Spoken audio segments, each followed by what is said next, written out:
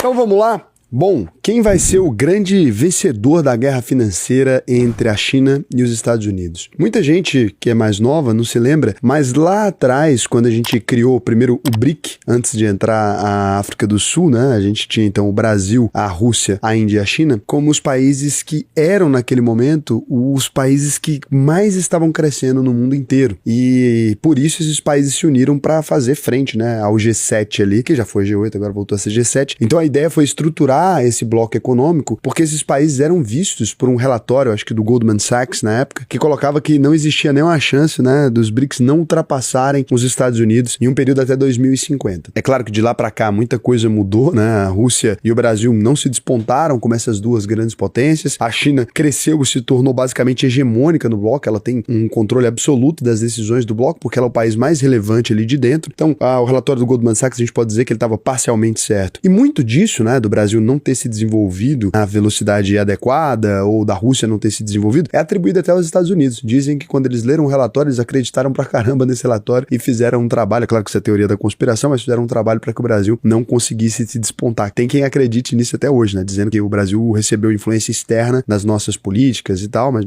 obviamente acho que isso não passa de uma desculpa, né? O Brasil sempre foi o país do futuro e normalmente os nossos problemas são muito mais internos do que externos, né? Tudo que a gente viveu até aqui mostra que a gente tem muitos problemas internos, uma política pouco estratégica. E a China, por exemplo, independente dos Estados Unidos tentar ou não fazer qualquer coisa, eles continuaram crescendo normalmente. Agora, quando a gente olha o conflito mais recente entre a China e os Estados Unidos, obviamente, acende ali uma nova esperança para esses países, né, que não são a China e não são os Estados Unidos. Agora, então, a Rússia, a Índia, a Rússia um pouco menos por causa do conflito, o Brasil, a África do Sul e até outros países como a Argentina, Uruguai, eles começam a ter uma possibilidade maior de se destacar. Por quê, né? Porque se a China não pode comprar diretamente as commodities americanas, não pode exportar adequadamente para lá, sobra para os BRICS, que hoje controlam mais de 24% de todo o PIB mundial e 25% de todas as terras secas do mundo. 3 maiores países do planeta estão dentro desse mesmo bloco. Imagina que loucura, né? Só 5 países ali controlarem 25% da terra, né, seca do mundo, que inclui a terra agricultável, água potável, se a gente for colocar, tá tudo dentro desses países. Então, assim, é uma pressão muito grande. O Brasil está se beneficiando como país de commodities, mas tem um país que vai se beneficiar muito mais desse conflito e que as pessoas não perceberam. Esse país é a Índia. A Índia adotou a política de não alinhamento, ela não tomou nenhum lado nem outro, e acabou se beneficiando de investimentos que antes eram concentrados na China. Ela ainda tem limitações internas muito complicadas, né? Desigualdade, infraestrutura deficiente, falsificação de dinheiro ainda é muito comum por lá, mas ela tem tido aí um crescimento do PIB e uma projeção muito interessante. Para vocês terem ideia, está se estimando aí que a